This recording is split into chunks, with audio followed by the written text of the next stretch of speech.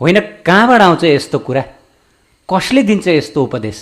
गुरुहरूकै प्रवचनमा सुनेको गरिन्छ। मलाई लाग्छ कुनै तत्त्ववेत्ता गुरुले, आचार्यले यस्तो किसिमको उपदेश दिनुहुन्न। यो त शास्त्र विरुद्धको उपदेश हो नि। हेर्नुहोस्, शास्त्र विरुद्धको उपदेश दिनु भनेको यो जस्तो महापाप केही पनि होइन। यो जस्तो महापाप केही पनि होइन। तर अब अहिले वर्तमान समय, कलियुगको समय, सबैतिर भ्रष्ट प्रवृत्ति मात्र हामी देख्दछौँ। शास्त्रकार, शास्त्र बोल्नेहरूले पनि राजनीति मिसाएर शास्त्रको प्रवचन गरिदिनुहुन्छ। राजनीतिले के भन्छ? राजनीतिले भोटको लागि, आफ्नो फ्यान फलोवर्स बढाउनको लागि गलत कुरोलाई पनि सही भनिदिन्छ। आजकल आध्यात्मिक प्रवचनहरूमा पनि यस्तै किसिमको राजनीतिकरण भएको देखेर बडा दुःख लाग्छ। शास्त्रकारहरूले, शास्त्र जानेकाहरूले सत्य कुरा बताउनु पर्छ। फ्यान फलोवर्स गामी बन्नुहुन्न।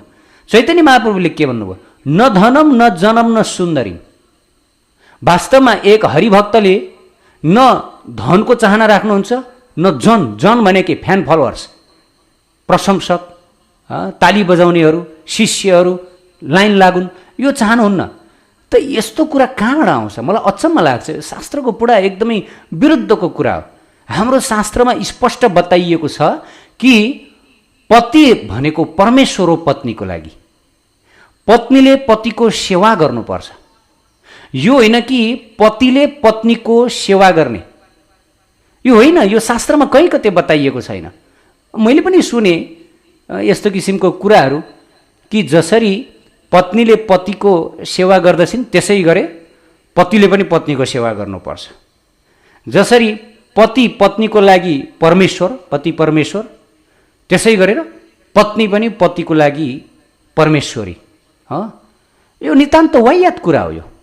यो अशास्त्रीय विचार हो। शास्त्रमा कहीँ कतै उल्लेख गरिएको छैन कि पत्नी पतिको लागि परमेश्वरी, कहीँ उल्लेख गरेका छैन। र कहीँ यो पनि भनिएको छैन कि पतिले पत्नीको सेवा गर्नु भनेर। यथार्थमा शास्त्रमा स्पष्ट बताइएको छ कि पत्नी भनेको पतिको लागि शिष्य हो। पति र पत्नीको अर्को एक सम्बन्ध पनि छ, त्यो हो गुरु शिष्यको सम्बन्ध। हेर्नु, शास्त्रमा महापुरुषहरूको वचन विरुद्ध किन आजकल प्रवचन हुन्छ? मलाई त्यही अचम्म लाग्छ। होइन, किन मानिसहरूलाई यमदण्डसँग डर नलागेको? शास्त्र विरुद्ध प्रवचन गर्नु भने त त्यो यमदण्डको भागी बन्नु, भयानक यमदण्ड। अझ विशेष गरी शास्त्र विरुद्धको प्रवचन दिने लेखिएको छ। एउटा फ्यान फलोवर्स गामी भएर अर्को प्रवचन दिने, मेरा फ्यान फलोवर्सहरूले मलाई के भन्लान्, मलाई छोडिदेलान्, मेरा शिष्यहरूले मलाई त्यागिदिन्छन्, ह्यान त्यान भनेर चाहिँ यदि कसैले यस्तो किसिमको शास्त्र विरुद्धको प्रवचन गर्दछ भनेदेखि त ऊ निश्चित रूपले कडाभन्दा कडा यमदण्डको भागी बन्दछ। शास्त्रमा स्पष्ट बताइयो कि अरे भाइ, पत्नी भनेको पतिको शिष्य हो। गुरु शिष्यको सम्बन्ध लाग्या हुन्छ। गुरु र शिष्यको सम्बन्धमा शिष्यले सधैँभरि गुरुको सेवा गर्नुपर्दछ। कहीँ शास्त्रमा यो उल्लेख गरिएको छैन कि गुरुले शिष्यको सेवा गर्नुपर्छ। नोवेयर। यदि कसैले गुरुले पनि शिष्यको सेवा गर्नुपर्छ है भनेर प्रवचन दिन्छ भने तुरुन्तै त्यो व्यक्ति मूर्ख हो। त्यो व्यक्तिको प्रवचन तुरुन्तै छोडिदिनु सुन्नलाई। यदि कसैले यस्तो किसिमको प्रवचन दिइरहेछ भने त्यो शिष्य नरक जान्छ। यदि गुरुले शिष्यको सेवा गर्नुभयो भने त्यो शिष्य निश्चित नरक जान्छ। त्यो शिष्यको जिन्दगी बर्बाद हुन्छ। कुनै पनि सच्चा शिष्यले गुरुको सेवा स्वीकार गर्नुहुन्न, गुरुको सेवा गर्नुहुन्छ। यो शास्त्रीय नियम हो। त्यसै गरी पति पत्नीको सम्बन्धमा पनि गुरु शिष्यको सम्बन्ध हुन्छ। हेर्नु, शास्त्रमा के बताइयो? भर्ता नातो गतिर्भर्ता दैवतम गुरुरेव च। स्त्रीका लागि पति नै स्वामी, पति नै गति, पति नै देवता र पति नै गुरु। बृहन्नारदीय पुराणमा बताइयो। अनि त्यसै गरी स्कन्द पुराण, काशीखण्ड तथा ब्रह्म पुराण, दुईटा पुराणमा यही कुरा बताइयो। ल हेर्नुहोस् है, पति धर्म भने के हो भनेर। यो सामान्य धर्म होइन। भगवत धर्म जति महिमाशाली छ, पति धर्म पनि त्यत्तिकै महिमाशाली छ। एक नारीको लागि भगवानको भक्ति गरेर जुन उपलब्धि, जुन प्राप्ति हुन्छ, पतिको भक्ति गरेर, पतिको सेवा गरेर त्यही प्राप्त हुन्छ। शास्त्रको वचन पतिव्रत नारीहरूले भगवानको सेवा नगरेर पतिको सेवा गरेर पनि परम गति प्राप्त गरेका छन्। भगवानलाई प्राप्त गर्न सकिन्छ। शास्त्रको वचन हो यो। भर्ता देवो गुरुर्भर्ता धर्म तीर्थ व्रतानि च तस्मात् सर्वम परित्याज्य पतिम एकम समर्चयत। स्कन्द पुराण, काशीखण्ड तथा ब्रह्म पुराणमा एकैचोटि बताइयो पत्नीका लागि पति नै भगवान, पति नै गुरु, पति नै धर्म, पति नै तीर्थ, पति नै व्रत। त्यसकारण सबैलाई त्यागेर, सब कुरालाई त्यागेर एक मात्रै पतिको राम्रोसँग सेवा गर्नु। ल, यहाँ शास्त्रहरूमा बताइएन कि पतिले पनि पत्नीको सेवा गर्नुपर्छ। निश्चित मैले यो भन्न खोजेको होइन कि अब पतिले पत्नीको उपेक्षा गर्ने होइन। हाम्रो शास्त्रमा स्पष्ट बताइएको छ पतिले पत्नीको रक्षा गर्ने, पतिले पत्नीको घाँस बाँस कपासको राम्रो व्यवस्था गर्ने। यदि व्यवस्था गर्न नसके पनि पत्नीले आफ्नो कर्तव्य पुरा गर्नुपर्छ। कहिले कहिले हुनसक्छ पति गरिब हुन सक्लान्, घाँस बाँस कपासको राम्रोसँग व्यवस्था गर्न नसक्ले होलान्, तर अब के, अब पतिलाई कुल्चिएर हिँड्ने त्यो पनि होइन। सच्चा नारीले चाहे पति भिखारी कङ्गाल कामै नलाग्ने भएर किन नजाओस्, पतिलाई कहिले पनि उपेक्षा गर्दिनन्। पतिको सेवा, पतिको धर्म उनले पालना गर्दछन्। यो भारतीय नारी, भारतवर्षका नारीहरूको यो महान गुण हो। तर अब अहिले वर्तमान समयमा कलीको सबैतिर प्रभाव छ, सबैतिर राजनीतिकरण भएको छ, सबैतिर पाश्चात्य कुसंस्कृतिको प्रभाव छ। त्यसकारणले गर्दा कृत्रिम रूपमा यो भारतवर्षकै पवित्र नारीहरू सीता देवी, लक्ष्मी देवी, पार्वती देवी, राधा रानीका चेलीहरू समान मानिने यी भारतवर्षका नारीहरू कति पथभ्रष्ट भइरहेका छन्। बरु पाश्चात्य बरु बिस्तारै बिस्तारै सिक्दैछन्, तर भारतवर्षका नारीहरू बडा नराम्रोसितले पथभ्रष्ट हुँदैछन्। प्रिय भक्त भागवत, गुरुर अग्निर द्विजातीनाम वर्णनाम ब्राह्मणो गुरु, पतिरेव गुरु स्त्रीणाम सर्वभ्यागत गुरु। हेर्नुहोस् है, ब्राह्मणका लागि अग्नि गुरु, वर्णमा ब्राह्मण गुरु, स्त्रीहरूका पति गुरु र अभ्यागत सबका गुरु। ल हेर्नुहोस्, सबैतिर बताइयो, फेरि कुन चाहिँ ठाउँमा बताइएन? स्वयं सीताजीले बताउनु भएको छ, पतिर्हि देवता नार्या पतिर्बन्धु पतिर्गुरु प्राणेरपि प्रियम तस्माद् भर्तुम कार्यम विशेषतः। स्वयं सीता देवी, जानकीजी, जानकी देवीसँग हाम्रो नेपालको त ठुलो इतिहास छ नि, होइन? हाम्रो नेपालकी चेली हुनुहुन्छ नि, भगवानकी शक्ति माता जानकी। उहाँले के भन्दै हुनुहुन्छ?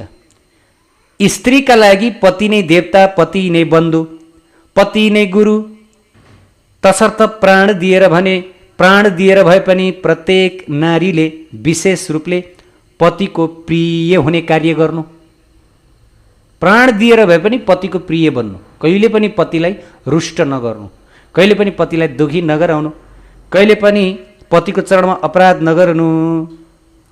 पद्म पुराणमा पतिव्रता शिरोमणि देवी शुक्लाको इतिहासमा वर्णन आउँदछ, भर्तानाथो गुरुर्भर्ता देवता दैवतः स भर्ता तीर्थम च पुण्य च नारीणाम नृपनन्दनम।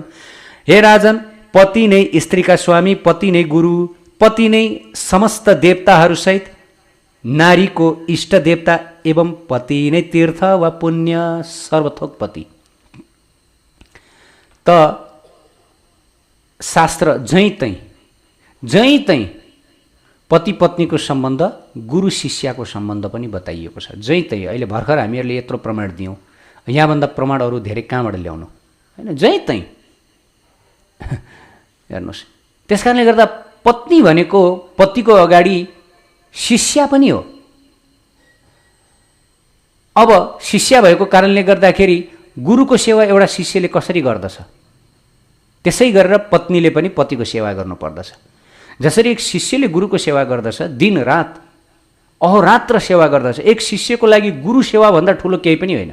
शास्त्रमा त यतिसम्म देवती माता यतिसम्म बताउनुहुन्छ कि स्वयं भगवानसँग प्रार्थना गर्नुहुन्छ। भगवान उहाँको अगाडि हुनुहुन्छ, भगवानसँग भन्नुहुन्छ, हे प्रभु, हे हरि, हजुरप्रति जति मेरो भक्ति छ त्योभन्दा बढी भक्ति मेरो गुरुप्रति होस्, मलाई यही वरदान दिनुहोस्। ल हेर्नुहोस् है, स्वयं भगवान साक्षात् भगवान अगाडि हुनुहुन्छ, तै पनि भन्ने हुन्छ हजुरप्रति भक्ति जति छ त्योभन्दा बढी मेरो गुरुप्रतिको भक्ति होस्। ल हेर्नुहोस् है, यस्तो छ। किनभने गुरु भक्ति सर्वश्रेष्ठ भक्ति हो। गुरु भक्तिद्वारा नै भगवान यति प्रसन्न हुनुहुन्छ, यति प्रसन्न हुनुहुन्छ। हामीले भगवानलाई प्रसन्न पार्नुभन्दा पनि गुरुलाई प्रसन्न पारेर भगवान त्योभन्दा अधिक प्रसन्न भइदिनुहुन्छ। त्यसकारणले शास्त्रमा पति र पत्नीको सम्बन्ध गुरु शिष्यको सम्बन्ध हो। त्यसकारणले कहिले पनि पत्नीले पतिलाई निराश गराउनुहुन्न, कहिले पनि पत्नीले पतिको सेवालाई तिरस्कार गर्नुहुन्न, त्याग्नुहुन्न। पत्नीको गति भनेकै पतिको सेवा, पतिको खुसी।